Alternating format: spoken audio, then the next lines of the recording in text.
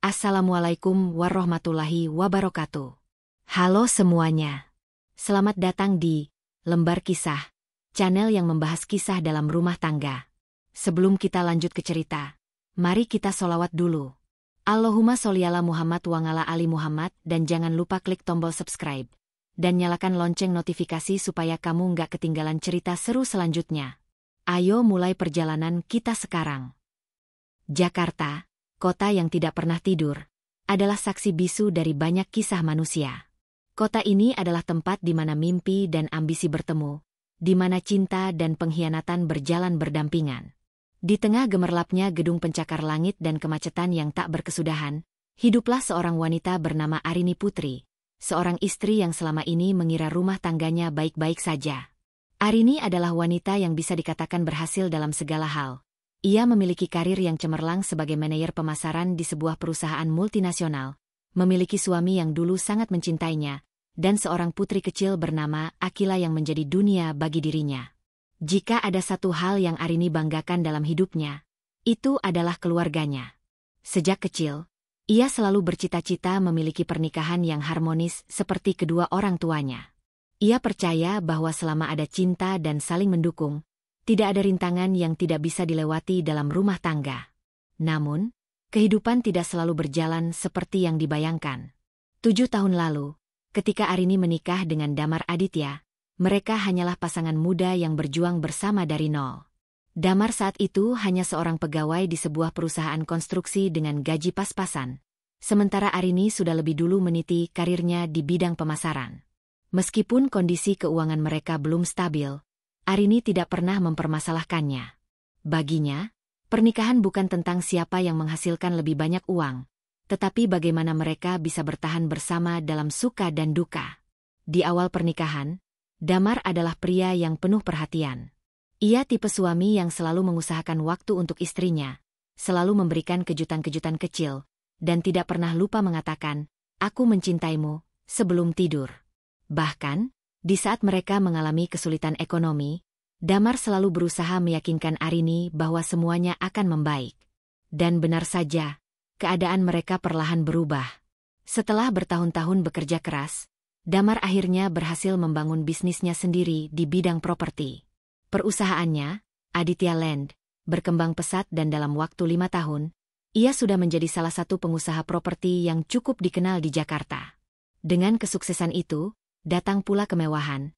Mereka pindah ke rumah yang lebih besar, memiliki mobil-mobil mahal, dan bisa menikmati gaya hidup yang lebih nyaman. Namun, di saat Arini merasa semuanya berjalan baik, Damar justru mulai berubah. Awalnya, perubahan itu tidak terlalu mencolok. Damar semakin sibuk dengan pekerjaannya, sering pulang larut malam dengan alasan harus menghadiri rapat atau pertemuan bisnis. Arini, yang sangat memahami bahwa kesuksesan membutuhkan pengorbanan, tidak pernah mengeluh. Ia selalu menyambut Damar dengan senyuman setiap kali suaminya pulang, meskipun seringkali yang ia dapatkan hanyalah jawaban singkat dan ekspresi lelah. Namun, lama-kelamaan ada hal-hal kecil yang mulai terasa aneh. Damar yang dulu selalu membawa ponselnya kemana-mana, kini sering meninggalkannya di meja dengan layar terkunci. Ketika ada notifikasi masuk, ia akan segera mengambil ponselnya dan menjauh sebelum membaca pesan. Ia juga mulai sering menerima telepon di tengah malam, dan ketika Arini bertanya siapa yang menelepon, jawaban Damar selalu sama, "Urusan kerja." Arini mencoba berpikir positif. Mungkin memang benar suaminya sedang sibuk. Namun, rasa curiga semakin besar ketika Arini mulai memperhatikan detail-detail kecil yang selama ini ia abaikan. Misalnya, parfum dengan wangi yang berbeda di baju Damar, sesuatu yang tidak pernah ia pakai sebelumnya. Lalu, ada juga lipstik merah yang ia temukan di dalam laci meja kerja Damar di rumah. Itu bukan miliknya. Ia tidak pernah memakai warna merah mencolok seperti itu. Arini mulai mempertanyakan banyak hal, tetapi setiap kali ia ingin berbicara serius dengan Damar, suaminya selalu menghindar. Puncak dari semua kecurigaan ini terjadi ketika Arini mendapatkan tugas dinas selama 3 hari keluar kota. Ia tidak pernah menyangka bahwa di saat ia pergi, rumah mereka yang seharusnya menjadi tempat penuh cinta justru menjadi tempat perselingkuhan. Hari itu, Arini pulang lebih awal dari yang direncanakan. Penerbangannya dipercepat karena rapat selesai lebih cepat dari jadwal. Ia ingin memberikan kejutan untuk suaminya.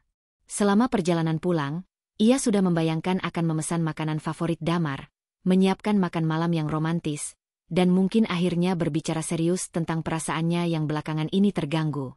Namun, begitu ia tiba di rumah, pemandangan yang ia temukan justru menghancurkan hatinya.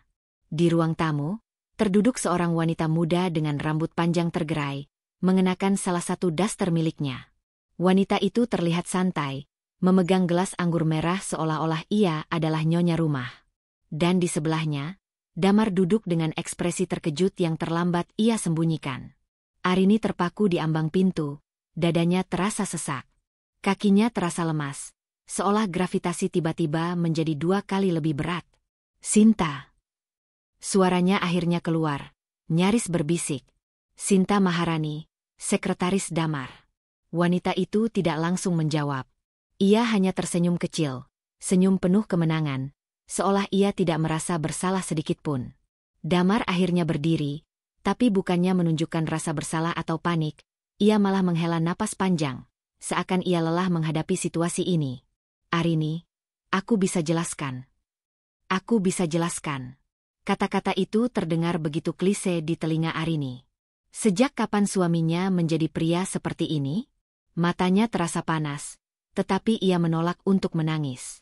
Ia menatap wajah pria yang telah 7 tahun ia cintai, pria yang telah berbagi suka dan duka bersamanya, dan bertanya-tanya sejak kapan ia berubah menjadi orang asing? Rumah mereka kini bukan lagi rumah. Saat itu, di tengah ruangan yang tiba-tiba terasa begitu asing, Arini menyadari sesuatu. Cinta tidak selalu cukup untuk mempertahankan pernikahan. Ada hal-hal yang tidak bisa diubah hanya dengan bertahan dan berharap. Ada luka yang terlalu dalam untuk disembuhkan hanya dengan kata maaf. Dan mungkin, ada saatnya seorang wanita harus berhenti bertanya, kenapa, dan mulai bertanya, apa yang harus aku lakukan sekarang? Arini menghela napas panjang, lalu melangkah masuk ke rumahnya, bukan untuk memperbaiki sesuatu, tapi untuk mengambil kendali atas hidupnya kembali.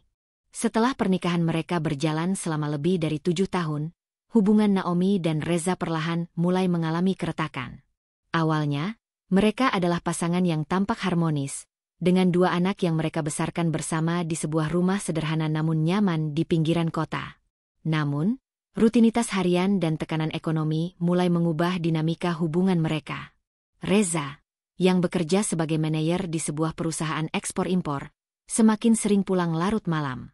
Alasannya selalu sama, pekerjaan menumpuk dan rapat yang tak bisa dihindari.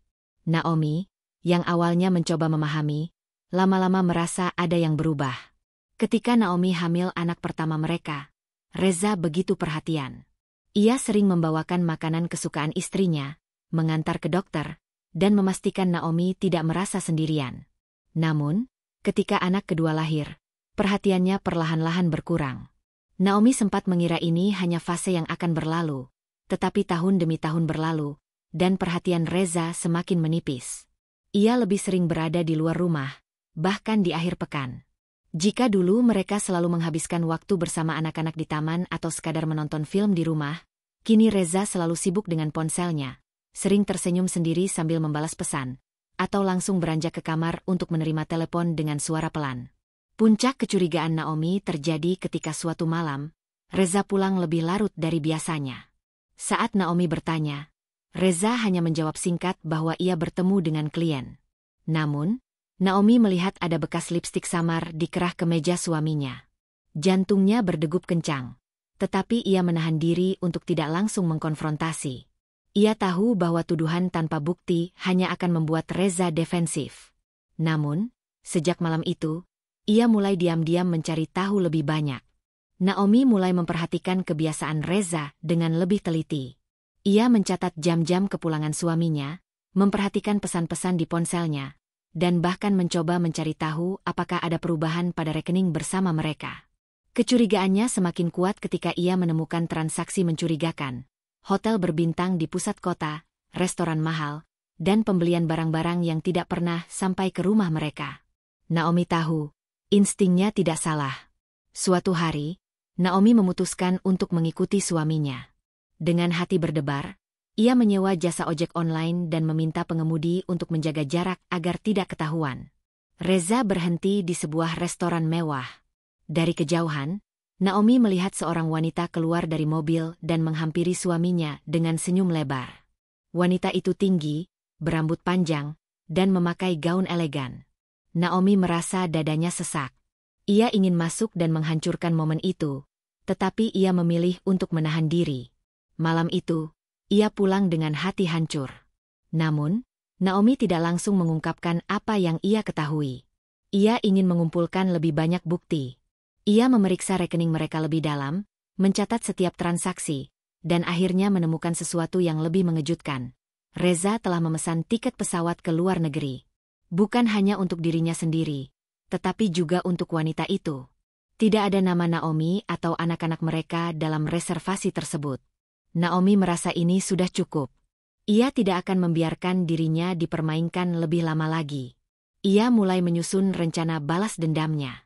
Jika Reza berpikir bisa meninggalkannya begitu saja, ia akan memastikan bahwa suaminya merasakan akibat dari perbuatannya. Malam itu, Naomi tidak bisa tidur. Pikirannya penuh dengan berbagai skenario tentang pengkhianatan yang dilakukan Reza. Selama ini, ia mencoba menjadi istri yang baik, ibu yang sabar, dan perempuan yang setia. Ia menutup telinga dari bisikan teman-temannya yang sudah lama mencurigai perubahan sikap Reza. Tapi sekarang, semuanya terpampang jelas di depan matanya. Ia tidak bisa melupakan pemandangan di restoran tadi. Wanita itu bukan sekadar teman kerja atau klien. Cara Reza menatapnya, bagaimana mereka tertawa bersama, itu semua bukan sikap seorang suami yang setia. Naomi merasa dirinya seperti orang bodoh yang selama ini percaya bahwa rumah tangga mereka masih baik-baik saja. Keesokan harinya, Naomi mencoba bersikap seperti biasa. Ia tetap menyiapkan sarapan untuk Reza dan anak-anak mereka. Namun, dalam hatinya, ia tahu ini adalah awal dari rencana besar yang akan ia jalankan. Ketika Reza pamit pergi bekerja, Naomi langsung masuk ke kamarnya dan membuka laptop. Ia mulai mencari informasi tentang tiket pesawat yang telah dipesan suaminya. Dari email yang masih terhubung ke laptop mereka, ia menemukan detail perjalanan itu. 2 tiket kelas bisnis ke Paris, berangkat dalam waktu 2 minggu. Naomi merasa darahnya mendidih. Reza akan pergi ke luar negeri bersama selingkuhannya. Sementara ia dan anak-anak dibiarkan begitu saja? Tidak. Ia tidak akan tinggal diam. Ia mengambil ponselnya dan mulai menghubungi bank. Halo, saya ingin melakukan pemblokiran kartu kredit atas nama suami saya, Reza Mahardika. Ada beberapa transaksi mencurigakan yang terjadi. Petugas bank meminta beberapa verifikasi, dan Naomi, yang selama ini selalu mengurus keuangan keluarga, dengan mudah memberikan semua data yang dibutuhkan. Dalam waktu kurang dari 1 jam, kartu kredit Reza resmi diblokir. Naomi tidak berhenti di situ. Ia juga menghubungi pihak bank untuk membekukan rekening bersama mereka. Karena rekening tersebut dibuat atas nama keduanya, ia memiliki wewenang penuh untuk melakukan tindakan tersebut. Kini, Reza tidak akan bisa mengakses uang mereka tanpa seizinnya. Saat makan siang, Naomi duduk sendirian di ruang tamu, memikirkan langkah selanjutnya. Ia bisa saja langsung mengonfrontasi Reza malam ini, tapi itu terlalu mudah. Ia ingin Reza merasakan apa yang ia rasakan. Ia ingin melihat bagaimana suaminya panik ketika menyadari bahwa semua akses keuangannya telah terputus. Malam harinya, ketika Reza pulang, Naomi bisa melihat wajah suaminya sedikit tegang. Sayang, kamu tahu nggak kenapa kartu kreditku nggak bisa dipakai? Tanya Reza, berusaha terdengar santai. Naomi hanya tersenyum. Oh, mungkin ada masalah teknis. Coba hubungi bank. Reza mengangguk dan langsung menelepon pihak bank. Naomi berpura-pura sibuk memasak di dapur, tapi ia diam-diam mendengar percakapan suaminya. Apa? Kartu saya diblokir? Oleh siapa? Suara Reza mulai terdengar panik. Tidak mungkin. Ini pasti ada kesalahan. Naomi menahan tawa. Ia bisa membayangkan wajah suaminya yang mulai berkeringat dingin. Beberapa menit kemudian, Reza masuk ke dapur dengan ekspresi penuh kebingungan. Naomi, kamu tahu sesuatu tentang ini? Naomi menatapnya dengan tenang. Tentu saja aku tahu, Reza. Aku yang memblokirnya. Reza terdiam. Wajahnya pucat, seolah baru saja ditampar kenyataan. Kenapa kamu lakukan ini? Naomi meletakkan pisau yang ia gunakan untuk memotong sayur dan menatap suaminya dengan tajam. Aku tahu semuanya, Reza. Aku tahu tentang tiket pesawat itu. Aku tahu tentang wanita itu. Aku tahu kau berencana meninggalkanku dan anak-anak untuk bersenang-senang di luar negeri. Reza mencoba menyangkal, tapi Naomi tidak memberi kesempatan. Jangan coba-coba berbohong. Aku sudah punya semua bukti. Aku hanya ingin melihat berapa lama kau bisa bertahan tanpa uangku. Reza menelan ludah. Ia tahu dirinya terjebak. Naomi, aku bisa jelaskan. Tidak ada yang perlu dijelaskan, Reza. Aku hanya ingin kau merasakan bagaimana rasanya dikhianati. Malam itu, Naomi tidur dengan perasaan lega untuk pertama kalinya dalam beberapa bulan terakhir. Ia telah mengambil langkah pertamanya dalam pertempuran ini. Dan ia siap untuk melanjutkannya. Malam itu, Reza berbaring di kamar hotel dengan kepala yang terasa berat. Ia menatap langit-langit kamar, berpikir keras tentang semua yang telah terjadi. 3 hari terakhir adalah mimpi buruk. Semua akses keuangannya diblokir. Ia tidak bisa menarik uang tunai, kartu kreditnya tidak berfungsi, dan rekening pribadinya dibekukan. Semua rencananya dengan Sheila hancur berantakan. Di sampingnya, Sheila duduk di sofa dengan ekspresi marah yang semakin sulit ia sembunyikan. Sejak mengetahui bahwa mereka tidak akan bisa pergi ke Paris, wanita itu semakin berubah. Aku tidak bisa terus seperti ini, Reza, kata Sheila dengan nada tajam. Aku sudah meninggalkan segalanya demi kamu. Kamu bilang kita akan hidup nyaman, tapi sekarang bahkan makan pun kamu tidak bisa membayar. Reza mendesah panjang, menutup wajahnya dengan kedua tangan. Sheila, aku hanya butuh waktu. Aku akan menyelesaikan ini. Aku bisa menjual beberapa aset atau mencari pinjaman. Sheila tertawa sinis. Pinjaman? Kamu pikir siapa yang mau meminjamkan uang pada pria yang bahkan tidak bisa mengakses rekeningnya sendiri? Kata-kata itu menusuk harga diri Reza. Ia merasa terjebak di sudut tanpa jalan keluar.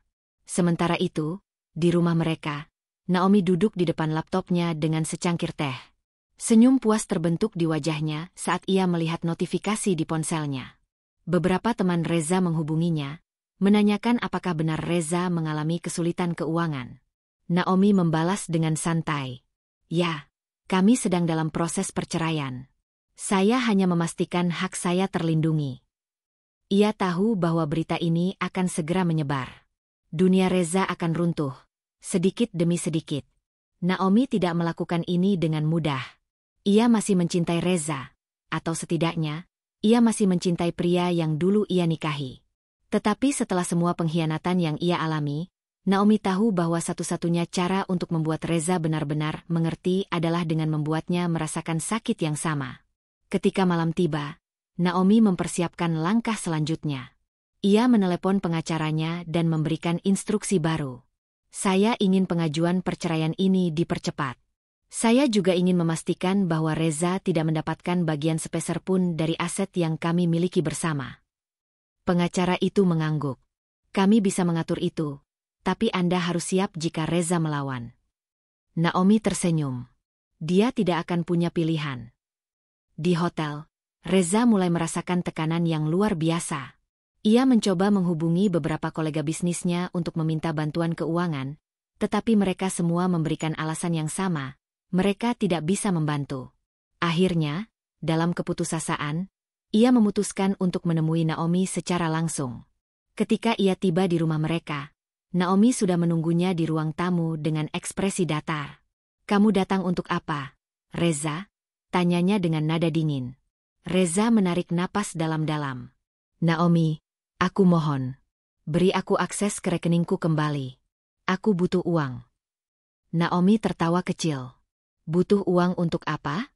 Untuk membiayai perjalanan romantismu dengan selingkuhanmu. Wajah Reza memerah. Bukan itu maksudku. Aku tidak bisa bertahan tanpa uang. Naomi menatapnya dengan mata tajam. Selamat datang di hidup yang aku jalani selama ini, Reza. Hidup tanpa kepastian.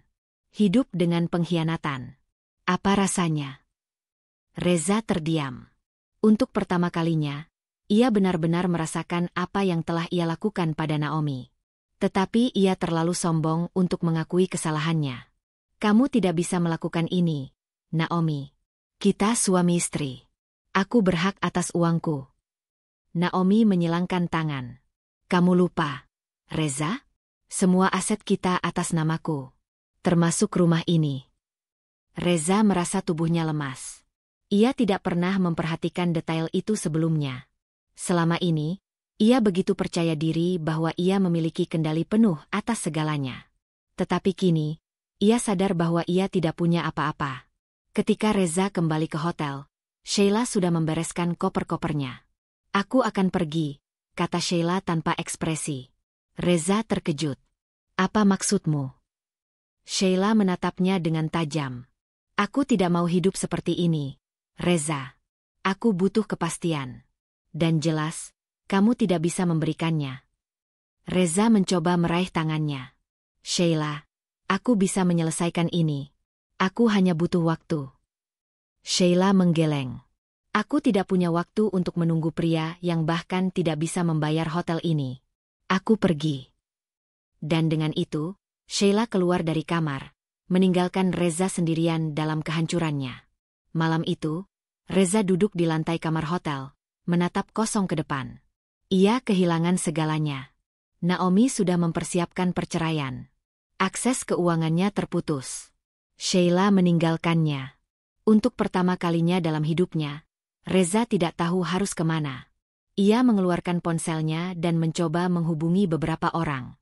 Tidak ada yang mengangkat. Akhirnya, ia hanya bisa tertawa pahit. Ia yang dulu merasa begitu berkuasa, kini tak lebih dari seorang pria yang kehilangan segalanya. Dan ia tahu, ini baru permulaan dari kehancurannya. Malam semakin larut, dan Reza masih terduduk di lantai kamar hotelnya yang kini terasa begitu sunyi. Ia mencoba mencerna semua yang telah terjadi dalam beberapa minggu terakhir. Dulu, ia merasa begitu berkuasa, memiliki segalanya. Istri yang setia, uang yang melimpah, dan seorang wanita muda yang rela meninggalkan segalanya untuknya. Namun kini, ia kehilangan semuanya. Kehilangan Sheila ternyata tidak membuatnya sesakit kehilangan Naomi. Ia baru menyadari betapa selama ini Naomi adalah pilar dalam hidupnya. Setiap keputusan bisnis yang sukses, setiap pencapaian besar dalam hidupnya, ada Naomi di baliknya. Dan kini, wanita itu telah berubah dari istri yang setia menjadi musuh yang tak terhentikan. Reza mencoba menghubungi Naomi sekali lagi. Kali ini bukan untuk meminta kembali rekeningnya, melainkan untuk berbicara dari hati ke hati. Namun, panggilannya tidak dijawab. Ia hanya bisa meninggalkan pesan suara. Naomi, aku tahu aku salah. Aku tahu aku menyakitimu. Aku hanya ingin bicara, untuk terakhir kalinya. Di rumahnya, Naomi menatap layar ponselnya dan mendengar pesan suara itu. Ada getaran kecil di hatinya, tetapi ia mengabaikannya. Ia tidak akan membiarkan dirinya kembali terluka oleh pria yang sama. Besok pagi adalah pertemuan terakhir mereka dengan pengacara. Semua aset akan dibagi sesuai hukum, dan Naomi telah memastikan bahwa Reza tidak mendapatkan sepeser pun lebih dari yang pantas ia terima. Ia tahu Reza akan berusaha bernegosiasi, tapi ia sudah siap dengan segala argumen untuk menutup pintu rapat-rapat. Saat pagi tiba, Naomi mengenakan gaun formal berwarna hitam, simbol keseriusannya untuk mengakhiri semuanya. Ia tiba di kantor pengacaranya dan mendapati Reza sudah menunggunya di ruang pertemuan. Kamu terlihat berbeda, kata Reza pelan. Naomi tersenyum kecil. Aku sekarang adalah wanita yang tidak akan lagi membiarkan dirinya diperdaya. Percakapan mereka singkat. Reza awalnya mencoba meminta waktu tambahan, mencoba mengembalikan sebagian aksesnya, tetapi Naomi tidak bergeming. Tidak ada yang bisa aku berikan lagi, Reza. Kita sudah selesai, katanya dengan tegas. Reza menunduk. Akhirnya menerima kenyataan bahwa Naomi bukan lagi wanita yang akan menyelamatkannya dari kehancuran. Setelah semua dokumen ditandatangani, Naomi merasa beban berat terangkat dari pundaknya. Ia kembali ke rumah, mengemas beberapa barangnya, dan mempersiapkan perjalanan singkat ke Bali untuk menenangkan diri. Di media sosial, ia mulai mendapatkan pesan dari wanita-wanita lain yang mengalami hal serupa. Banyak yang mengagumi keberaniannya untuk melawan suami yang berselingkuh, banyak pula yang bertanya bagaimana cara untuk bisa sekuat dirinya. Naomi hanya tersenyum dan menjawab, "Jangan takut kehilangan seseorang yang tidak pernah takut kehilanganmu." Ia tidak akan lagi menoleh ke belakang. Sementara itu, Reza benar-benar jatuh ke titik terendah dalam hidupnya. Ia kini tinggal di sebuah apartemen kecil, jauh dari kemewahan yang dulu ia nikmati. Pekerjaannya mulai terancam karena banyak kliennya yang kehilangan kepercayaan padanya setelah skandal ini menyebar. Dalam keheningan malam, ia menatap keluar jendela dan menyadari sesuatu. Semua yang ia lakukan telah menghancurkan hidupnya sendiri. Ia kehilangan Naomi bukan karena wanita itu berubah, tetapi karena ia sendiri yang menghancurkan segalanya. Untuk pertama kalinya, Reza benar-benar menyesal. Namun, tidak ada lagi yang bisa ia lakukan untuk memperbaikinya. Ia akhirnya mengerti, kadang-kadang dalam hidup, kita tidak bisa mengulang waktu atau memperbaiki kesalahan. Ada harga yang harus dibayar untuk setiap pengkhianatan. Dan ia kini membayar harga itu dengan kesepian yang tak tertahankan. Minggu-minggu setelah perpisahan itu terasa berbeda bagi Naomi. Untuk pertama kalinya setelah bertahun-tahun, ia tidak lagi terikat oleh ketakutan, rasa sakit, atau kekecewaan yang disebabkan oleh pengkhianatan suaminya. Ia kini hidup dengan tenang, tanpa harus khawatir ada kebohongan yang disembunyikan di balik layar ponsel atau senyuman palsu. Namun, meski sudah melangkah jauh, Naomi tahu bahwa luka yang ditinggalkan oleh pengkhianatan Reza tidak akan sembuh dalam semalam. Ia harus membangun kembali kepercayaannya pada orang lain, dan lebih dari itu, ia harus belajar untuk kembali mempercayai dirinya sendiri. Naomi pernah berpikir bahwa pernikahannya adalah akhir dari segala pencariannya. Ia mengira, dengan menikahi Reza, ia telah menemukan pasangan yang akan berjalan bersamanya hingga akhir hayat. Tetapi kini ia sadar, cinta saja tidak cukup untuk mempertahankan rumah tangga jika tidak ada kejujuran dan komitmen di dalamnya. Banyak wanita yang berada dalam posisi seperti dirinya takut untuk mengambil langkah besar seperti yang ia lakukan. Mereka bertahan dalam hubungan yang tidak sehat dengan harapan bahwa suatu hari pasangan mereka akan berubah. Tapi Naomi tahu, perubahan sejati hanya datang dari keinginan seseorang untuk benar-benar memperbaiki dirinya sendiri. Dan Reza tidak memiliki keinginan itu sampai semuanya terlambat. Cinta tidak bisa dipaksakan. Jika seseorang ingin pergi, biarkanlah mereka pergi. Tapi jangan pernah membiarkan diri kita kehilangan harga diri hanya untuk mempertahankan seseorang yang tidak takut kehilangan kita. Salah satu keputusan terbaik yang pernah Naomi buat dalam hidupnya adalah tetap mandiri secara finansial. Meski ia dan Reza berbagi aset dalam pernikahan, Naomi memastikan bahwa ia tetap memiliki kendali atas keuangannya sendiri. Itulah sebabnya, saat Reza mengkhianatinya, ia masih bisa berdiri tegak tanpa merasa terancam secara ekonomi. Banyak perempuan yang terjebak dalam pernikahan tidak sehat karena mereka merasa tidak memiliki pilihan lain. Mereka bergantung pada pasangan mereka untuk memenuhi kebutuhan finansial, sehingga meskipun disakiti atau dikhianati, mereka tidak berani melangkah pergi. Naomi belajar bahwa kemandirian bukan hanya soal memiliki uang, tetapi juga soal memiliki pilihan. Ia bisa pergi dari Reza bukan hanya karena ia kuat, tetapi karena ia memiliki sumber daya untuk membangun hidupnya sendiri. Setelah semua badai berlalu, Naomi mulai menemukan kebahagiaannya sendiri. Ia menghabiskan lebih banyak waktu untuk dirinya sendiri, bepergian, membaca buku, menjalani terapi, dan memulai bisnis kecil yang selalu ia impikan. Ia juga mulai membuka hati untuk kemungkinan cinta yang baru. Namun kali ini, ia lebih berhati-hati. Ia tidak lagi terburu-buru percaya pada janji manis atau kata-kata indah tanpa tindakan yang nyata. Ia belajar bahwa cinta sejati bukan hanya soal perasaan, tetapi juga soal tanggung jawab dan komitmen. Dan yang paling penting, ia belajar bahwa kebahagiaan sejati tidak bergantung pada apakah ia memiliki pasangan atau tidak. Kebahagiaan sejati datang dari dalam diri sendiri. Di sisi lain, Reza menjalani hidup yang jauh berbeda dari yang ia bayangkan. Setelah kehilangan segalanya, ia mencoba untuk membangun kembali bisnisnya. Namun tanpa dukungan Naomi, banyak klien yang kehilangan kepercayaan padanya. Sheila, wanita yang pernah ia tinggalkan istrinya demi dirinya, juga tidak bertahan lama. Setelah mengetahui bahwa Reza tidak lagi memiliki kekayaan yang dulu ia banggakan, Sheila pergi begitu saja, meninggalkan Reza sendirian dalam kehancurannya. Malam-malamnya kini dihabiskan dalam kesepian. Tidak ada lagi rumah yang nyaman, tidak ada lagi istri yang peduli padanya. Ia hanya memiliki dirinya sendiri dan penyesalan yang tak berujung. Kadang-kadang, ia ingin menghubungi Naomi, meminta kesempatan kedua. Namun ia tahu, Naomi bukanlah wanita yang bisa dibujuk untuk kembali. Ia telah kehilangan satu-satunya hal yang benar-benar berharga dalam hidupnya, dan ia harus hidup dengan konsekuensi dari keputusannya sendiri. Kisah ini adalah pengingat bahwa hidup selalu memiliki cara untuk menyeimbangkan segalanya. Orang yang berbuat buruk mungkin merasa mereka bisa lolos tanpa konsekuensi, tetapi pada akhirnya, mereka akan menghadapi akibat dari tindakan mereka. Naomi kehilangan Reza, tetapi ia menemukan dirinya sendiri. Ia membangun hidupnya kembali dan menjadi lebih kuat dari sebelumnya. Reza kehilangan Naomi, dan dalam prosesnya, ia kehilangan segalanya. Pelajaran terbesar dari kisah ini adalah bahwa kesetiaan dan kepercayaan adalah hal yang paling berharga dalam sebuah hubungan. Sekali keduanya dihancurkan, sulit untuk memperbaikinya kembali. Dan bagi mereka yang pernah dikhianati, ingatlah, kadang-kadang, kehilangan seseorang bukanlah akhir dari segalanya, tetapi awal dari sesuatu yang jauh lebih baik. Terima kasih sudah menonton sampai akhir. Jangan lupa subscribe, like, dan aktifkan lonceng notifikasi agar kamu tidak ketinggalan kisah-kisah menarik lainnya. Sampai jumpa di cerita berikutnya.